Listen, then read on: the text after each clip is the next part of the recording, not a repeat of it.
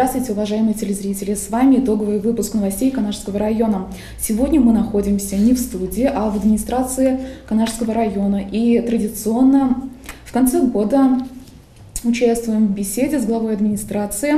Владимир Николаевич, добрый день. Добрый день, здравствуйте. 2018 год ознаменовался годом волонтера и добровольца. Стали ли вы его активным участником данного движения? Во-первых, год волонтера объявлен нашим президентом Владимиром Владимировичем Путиным. Естественно, я, как и все жители Канашского района, стал участником этого движения. Позвольте, я не буду раскрывать те дела, в которые я участвовал лично, но это дело нужное. И тот запал и пример, который в этом году мы осуществили, он должен внедряться и осуществляться ежегодно. Канашский район является преимущественно сельскохозяйственным районом. Какими значимыми результатами может похвастаться в текущем году? В этом году нам удалось достигнуть хорошего урожая по зерновым культурам. Это в амбарном весе более чем 39 тысяч тонн зерна. В принципе, урожай позволяет нам войти в число таких весовых, когорту весовых районов, что было отмечено на итоговом совещании в День работников сельского хозяйства, проводимое в районе. Но этот показатель нас не должен успокаивать, потенциал гораздо у нас и больше. Поэтому задача перед сельхозтоваропроизводителем поставлена, не снижая эту цифру, идти вперед, и потенциал для этого есть. Даже в наших условиях можно брать урожай и 40, и 50 центнеров с гектара. Примеры уже есть. Это нас радует. Позвольте зачитать. В начале года в районе площадь необрабатываемых земель составляла порядка 6 тысяч гектаров. Был поставлен план ввести в севооборот, без указанной цифры, 40%.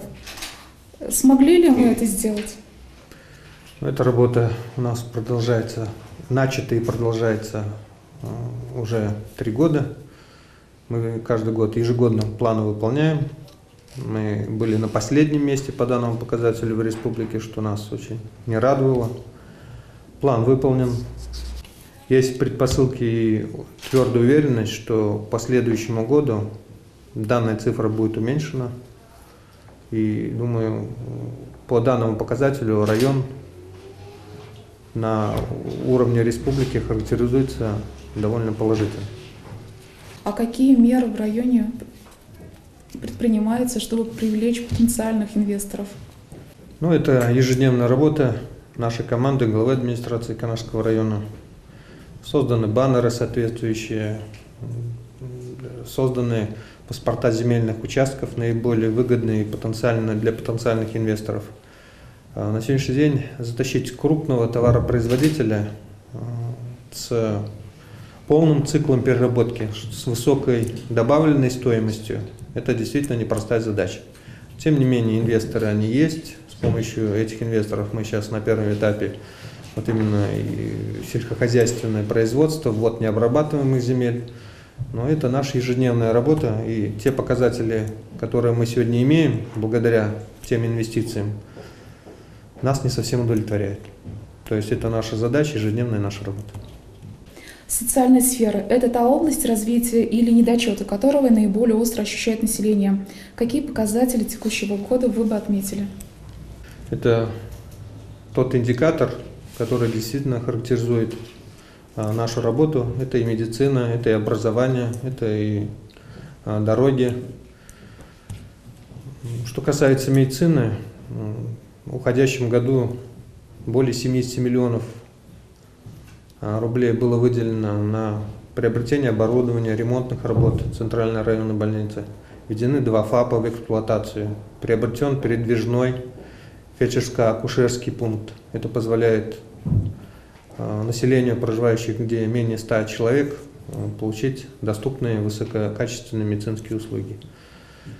Касаемо образования, тоже те программы, которые федеральные программы, республиканские программы, они имеют место быть и в нашем районе.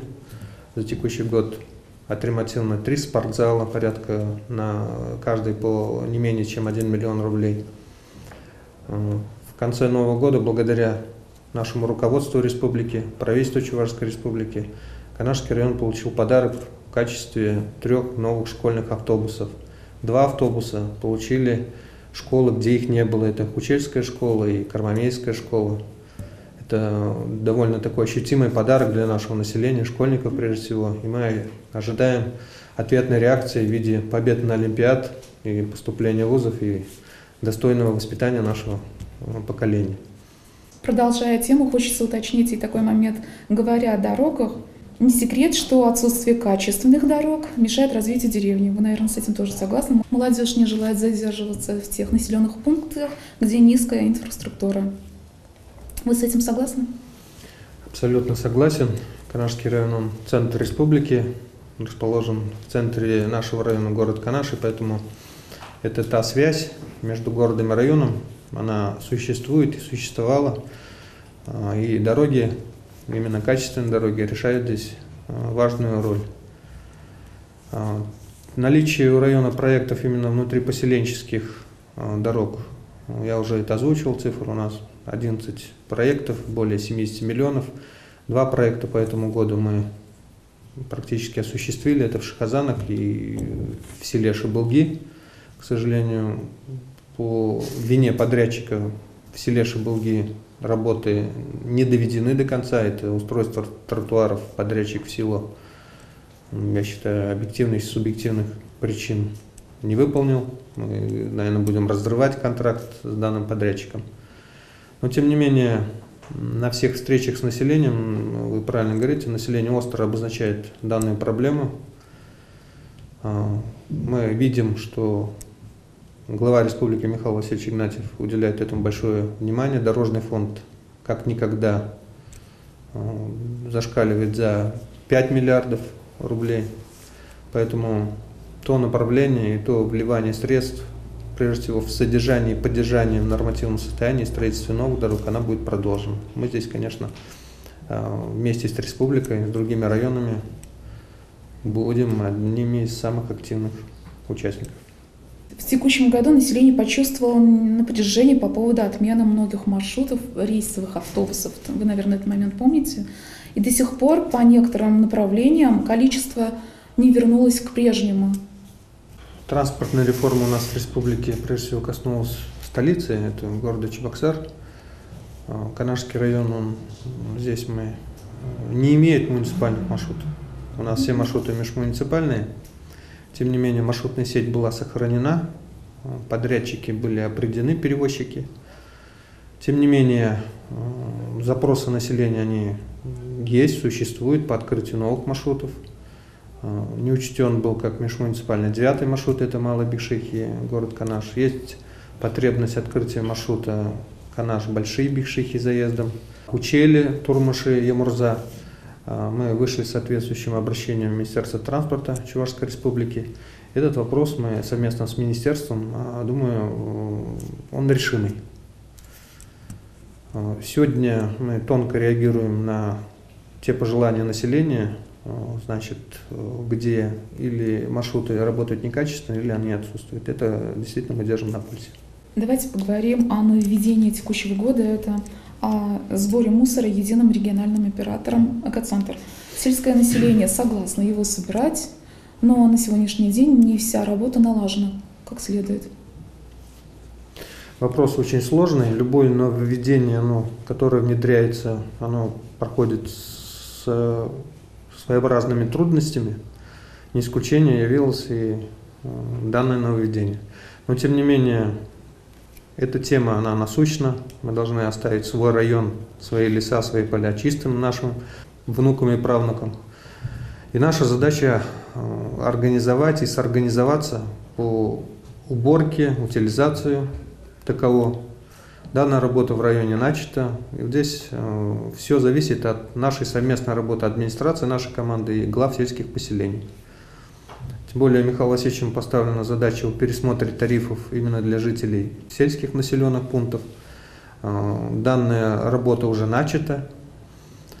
Наша задача сегодня произвести оплату именно по факту вывезенного объема мусора. Тарифы установлены.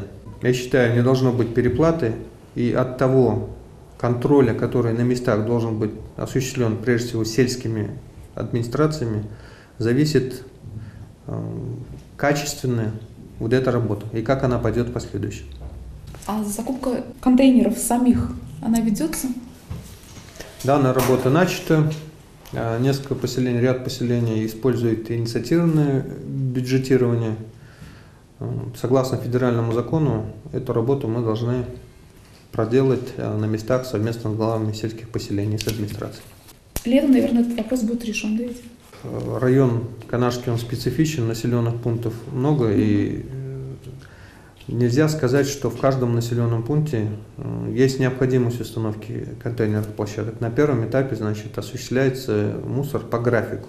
Но здесь одна тонкость. График должен быть очень жестким, и он исполняться. То есть график он должен без срывов, когда эта система будет налажена, без срывов по времени, точность, жесткость и налажен соответствующий контроль, эта система будет работать. Создание мусорных площадок тоже сопряжен с некоторыми моментами, своими негативными. Поэтому вот здесь я и при работе с главами сельских поселений этот вопрос, он индивидуален для каждого населенного пункта. Вы уже не первый год трудитесь на посту главы администрации Канашского района. За это время поменялись ли ваши приоритеты? Приоритеты практически не поменялись, но больше начал ценить время. Каждая минута, каждый час должен быть направлен прежде всего на выполнение своих обязанностей. И наградой этому является то, что качественно выполненное дело и благодарность нашему населению. Ну и традиционный вопрос, наверное. Уходит старый год, приближается новый. Наверное, есть новые задачи, новые цели. Кратко, может, расскажете о них? В двух словах, есть федеральные программы, есть республиканские программы, есть районные программы. Там задачи уже сформированы, подкреплены финансами. Задача нашей команды – выполнить данные программные показатели. Ну, кроме этого, наша задача основная – мы работаем на народ, чтобы наше население почувствовало нашу заботу, нашу работу. Это является, я думаю, самым качественным индикатором нашей работы. Уважаемые жители Канашского района, земляки, позвольте вас поздравить с наступающим Новым годом, пожелать вам счастья, мира, добра вашим семьям. Уходит 2018 год, в котором много осталось хорошего. В новом году мы все загадываем желания, пусть эти желания сбудутся. Удачи, здоровья. На такой позитивной ноте стоит завершить наш сегодняшний выпуск. Спасибо большое за все отвеченные вопросы. Вам тоже желаем благополучия, счастья. Уважаемые телезрители, всего вам доброго. До свидания.